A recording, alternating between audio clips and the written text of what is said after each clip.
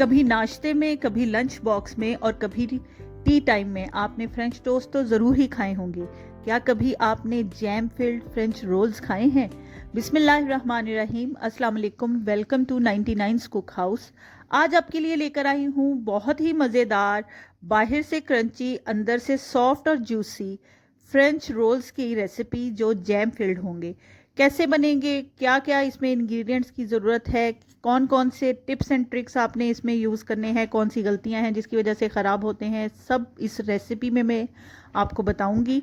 इसके लिए ज़रूरी है कि रेसिपी आपने लास्ट तक देखनी है, इसको स्किप करके नहीं देखना। आपने सबसे पहले ब्रेड लेनी है और उसके तमाम किनारे इस तरह से कटर की मदद से काट के एक साइड पे कर देने हैं। हमें सिर्फ इसका दरमियान वाला जो पार्ट होता है, सॉफ्ट पार्ट, वही चाहिए।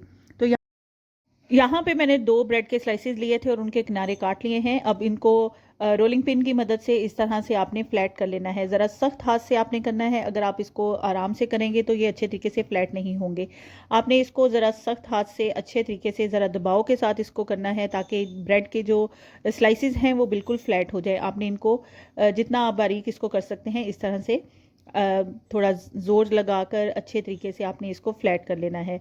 घबराना बिल्कुल नहीं है। अगर आपकी ब्रेड कहीं से ख़राब होती है या टूटती है, इसमें आपने बिल्कुल परेशान नहीं होना, ऐसा हो जाया करता है। ठीक है, आपने ज़रा सख्त हाथ से करेंगे तो इजीली ये हो जाएगा। फ्रेश ब्रेड होगी तो भी इजीली हो जाएगा। उसके बाद आपने क्या करना है, जो भी जैम आपके पास अवेलेबल है, मैंगो जैम चाहे एप्पल जैम, मिक्स फ्रूट, जो आपको पसंद है, वो आपने इसके अंदर इस तरह से स्लाइस पे अच्छे तरीके से लगा देना है। ये बहुत ही मज़ेदार किस्म की रेसिपी है, आसानी के साथ बनती है, स्पेशली बच्चे बहुत ही लाइक करते हैं। तो बच्चों को आप इस चाहें तो नाश्ते में बनाकर दे सकते हैं और इसके अलावा आप इनको लंच बॉक्स में लंच के तौर पे भी दे सकते हैं। ठीक है, जैम लगाने के बाद आपने क्या करना है, एक साइड से ब्रेड को अच्छे तरीके से रोल करते जाना है और इस तरह से आपने दबाकर इसका एक अच्छा सा रोल बना लेना है। ठीक है, रोल बहुत इजीली बन जाता है। अगर थोड़ा सा डी शेप भी हो तो आपने परेशान नहीं होना, जब हम इसकी कोटिंग करेंगे तो ये बहुत अच्छी शेप में आ जाएगा। इस तरह से आपने अच्छे तरीके से इसको दबा देना है। दबाने के बाद आप इसको एक अलग से प्लेट में रख दें। अब इसको हम अलग से एक प्लेट में रख देते हैं और बाकी के जो स्लाइसेस हैं उनके भी इस तरह से हमने रोल्स रेडी कर लिए हैं। यहाँ पे मैंने 5 स्लाइसेस लिए हैं और 5 स्लाइसेस के लिए मैं 2 अंडों का इस्तेमाल करूँगी। इसकी कोटिंग करने लगे हैं हम। यहाँ पे 2 अंडे लिए हैं मैंने। 2 अंडे आपने लेने हैं और उसके अंदर आप शामिल करेंगे 1 से 2 घूंट दूध। बहुत ज़्यादा दूध इस्तेमाल नहीं करना।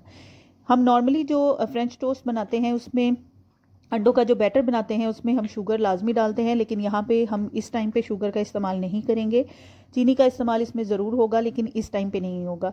तो यहाँ पे मैंने पहले 2 अंडे लिए हैं, उनको अच्छे तरीके से फेंट लिया है। उस अंडों को आपने बहुत अच्छे तरीके से फेंट लेना है। फेंटने के बाद आपने क्या करना है कि आप इसके अंदर सिर्फ 2 घूंट दूध के शामिल करेंगे। बहुत ज़्यादा दूध शामिल करने की ज़रूरत नहीं है। यहाँ पे तकरीबन 2 घूंट के करीब मैंने दूध शामिल किया है। शामिल करने के बाद इसको आपने फिर से फेंटना है और अच्छे तरीके से फेंट कर इसको यकजान कर लेना है। ये रेसिपी आपको ज़रूर पसंद आएगी, आप इसको ट्राई ज़रूर कीजिएगा। ठीक है, आप के पास अगर कोई अचानक से मेहमान आ जाता है तो आप उसको टी के साथ भी ये सर्व कर सकते हैं। इस तरह से फेंटने के बाद अब हम इसके अंदर अच्छे तरीके से रोल डिप करेंगे। हर तरफ से आपने इसको अच्छे तरीके से कोट कर लेना है अंडे की मदद से और फ्राई पैन में ऑयल गरम कर लेना है।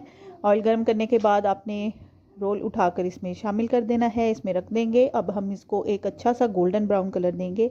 हर तरफ से आपने इसको बहुत अच्छा सा गोल्डन ब्राउन कलर दे देना है। एक चीज़ यहाँ पे बताऊँ कि फ्रेंच रोल्स बनाते हुए आपने एक चीज़ का ख्याल रखना है कि आपने इसको बिल्कुल लो फ्लेम पर पकाना है। बहुत ज़्यादा हाई फ्लेम पर पकाएंगे तो अंडा जल्दी से कुक हो जाएगा और ये अच्छी तरह अंदर से कुक नहीं होंगे। ठीक है, इसलिए आपने बिल्कुल लो फ्लेम पे इसको कुक करना है। अच्छा सा गोल्डन ब्राउन कलर आने तक हम इसको हर तरफ से कुक कर लेंगे। पहले हमने इसको ऊपर वाली साइड से कुक किया है, फिर साइड से भी इस तरह से टेढ़ा करके आप रखेंगे तो ये साइड से भी अच्छे तरीके से कुक हो जाएंगे। अच्छे तरीके से आपने इसको हर तरफ से कुक कर लेना है। यहाँ पे 3 रोल्स मैंने इसमें शामिल किए थे। हमारे पास 2 रोल्स मज़ीद बाकी बच गए हैं। इसको भी मैं बाकी के रोल्स को भी मैं अच्छे तरीके से फ्राई करूँगी। अभी फ़िलहाल ये देख सकते हैं कि कितना अच्छा गोल्डन ब्राउन कलर आया है। इसको आपने अच्छे तरीके से निकाल के एक टिश्यू पेपर पे रख देना है ताकि जितना भी एक्स्ट्रा ऑयल है वो इसमें से निकल जाए। रेसिपी को अभी आपने स्किप नहीं करना, ये बाहर से क्रंची कैसे बनेंगे और इसका टेस्ट जो है वो किस तरह से मज़ीद अच्छा होगा, वो मैं आपको सारी चीज़ें इसमें बताऊंगी। इसलिए रेसिपी आपने बिल्कुल भी स्किप नहीं करनी और इसको लास्ट तक देखना है। ये बाकी के जो दो रोल्स बच गए थे उनको भी मैं अच्छे तरीके से हर तरफ से गोल्डन ब्राउन कलर दे लूँगी।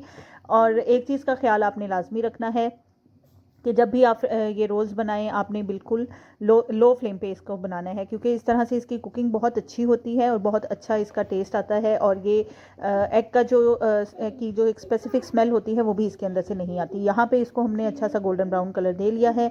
अब हम तमाम रोल्स को एक प्लेट में रखेंगे। अब एक चीज़ यहाँ पे मैं आपको बताऊँ, यहाँ पे मैंने एक प्लेट में चीनी ली है और उसके बाद 1 बाय 1 जो गरम गरम रोल हैं उनको मैं इसमें डिप करूँगी और हर तरफ से कोटिंग कर दूँगी चीनी की। यहाँ पे मैं नॉर्मल शुगर का यूज़ कर रही हूँ।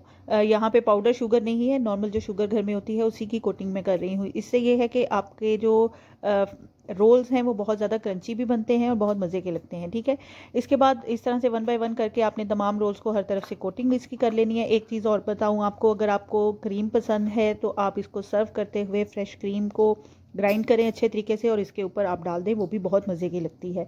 तो इसका फ्लेवर इन्हांस करने के लिए आप इसके अलावा कोई और मीठी सॉस इसके ऊपर डालना चाहते हैं तो वो भी इस पर ऐड की जा सकती है। मैं यहाँ पे चॉकलेट चिप का यूज़ करूँगी। चॉकलेट चिप इसके ऊपर हम स्प्रिंकल करेंगे तो ये बहुत ही मज़ेदार लगेंगे। रेसिपी अगर आपको पसंद आई हो तो आपने इसको लाइक ज़रूर कर देना है। चैनल को सब्सक्राइब करना बिल्कुल नहीं भूलना। दोस्तों के साथ ज़रूर शेयर करना है। बेल आइकन के बटन को ज़रूर प्रेस करें और ऑल नोटिफिकेशन पे क्लिक कर दें ताकि तमाम रेसिपीज़ आप तक पहुंच सकें। अपना बहुत सा ख्याल रखें, खुश रहें और खुश रहने दें। मुझे दुआओं में याद रखिएगा। रेसिपी को ट्राई ज़रूर कीजिएगा और कमेंट बॉक्स में मुझे लाजमी बताइएगा कि आपको ये रेसिपी कैसी लगी। नई रेसिपी के साथ फिर से हाजिर होंगी, तब तक के लिए अल्लाह हाफिज़।